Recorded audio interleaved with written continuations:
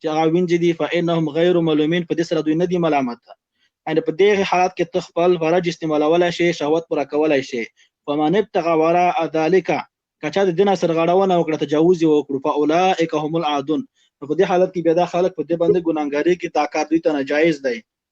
او شیخ البانی، شیخ ابن عثیمین، شیخ ابن باز، شیخ فوزان، نور د امت علما چې د ټول په دې باندې اجماع ده چې استمناء باليد یا د لاس نه کار اخیستل دا حرام دی، حرام دی، حرام دی، دا جایز نه دی. او اختلاف یوازې په دې کې دی چې آیا په دې باندې روژه ماتېږي او که نه ماتېږي. اوس همدغه وخت کې زما سره په لاس کې د بل فتوا ده، فتاوی ارکان الاسلام، همدغه د شیخ ابن عثیمین فتوا ده.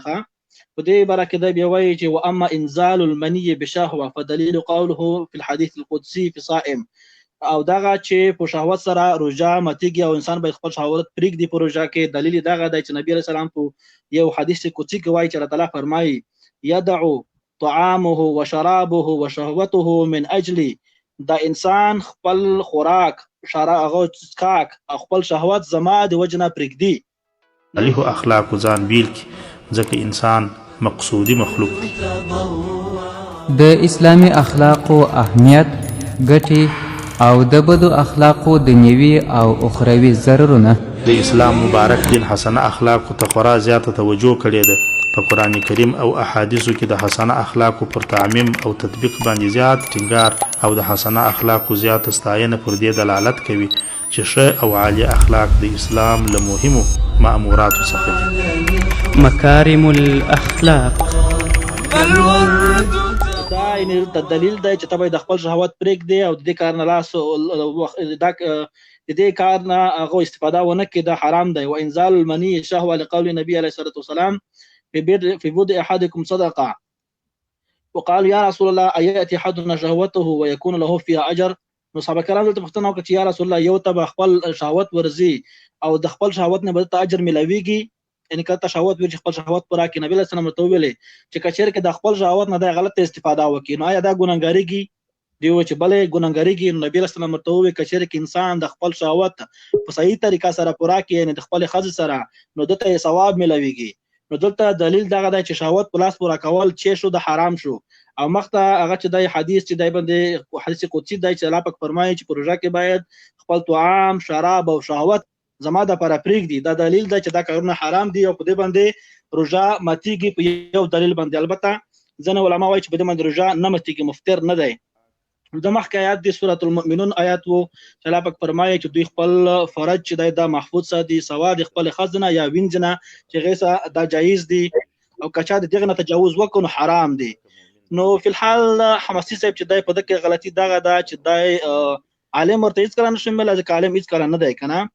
نو دلته علماو لکه په نورو فقهاو که دوی یوه مسله په خپل کتابونو کې پیدا نه کړي نو دوی د نورو فقهاو کتابونو ته سر نه ورښکاره کوي چې هغه نه خپله مسله لاسته راوړي، بلکې یو طالب العلم، یو طالب وي که نه، د مدرسې یو طالب وي، دومره یو غټ جرأت کوي چې دی په خپل سره جګېږي، قرآن او حدیث رااخلي، د هغې نه دی په دا یوه چکۍ علم سره یو نوی استنباط کوي.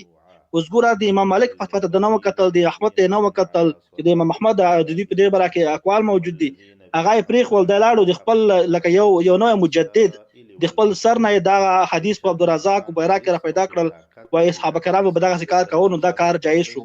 دومره غټ جرأت ته که څنګه پیدا شو د ټول امت په سطحه ته یو فتوا ورکوي. علی الاقل دلته نور علما موجود دي، کتابونو ته وګوره، شاید هغې یو ښایسته دلیل پیش کړی وي، هغه نه به ته استفاده وکړې، مګر دوی متکبره دي، د نور علماو نه علم نه زده کوي، په خپله دومره غټ جرأت کوي، دومره غټ جرأت چې په خپل سر د اسمان ځمکې نه یو حدیث، یو اثر راواخلي. دا اکثره اثر چې د ذکر کړل دا حدیث نه دي، دا اثار د صحابه کرامو دي، هغه راواخلي، هغه نه دی په خپله یو نوع قسم قیاس کوي چې دا عمل چې دی جایز شو په دې دلیل باندې. د عبدالله بن عمر رضی الله عنهما په باره کې چې دوی کوم نظر ورکړي کې تاسو څه وایي؟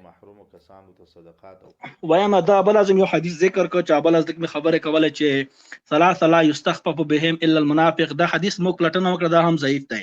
اکثره وخت دا کوم ضعیف او موضوعي خبره دی راوړي چې په هغه مجلس کې به ته حیران شې چې دا کومه را پیدا شو، ځکه چې علما په دې ذکر کوي. تاسو خبره کټکوم د ټولو لیدونکو نه دا هیله کوم چې ویډیو د سره شیر کړئ او کچېته د مولوی صاحب سره د هر چا کانټاکټ وي، شیخ عبدالحمید حماسي دلته راولي چې د خپل خبرو دلته سپیناوي وکړي، یا کڅوړه نور علما وي تاسو سره هغه علما دلته دعوت کې انوایټ کې تر څو موږ سره په دې پروګرام کې برخه واخلي او د قران او د حدیث نه تاسو وایي. مهرباني طالب العلم صاحب. نو دا په خپل شیخ البانی ته وایي زه احترام لرم دغه نه کله کله د حدیث خبره نقل کوي نو د څخه موږ هیله کوو چې شیخ محترم کوشش وکړي چې د شیخ البانی فتوا ته وګوري هغه په دې باره کې مختلف ډیر ځای پوښتنه ته شوې چې آیا استمناء بالیت جایز ده؟ حرام حرام حرام.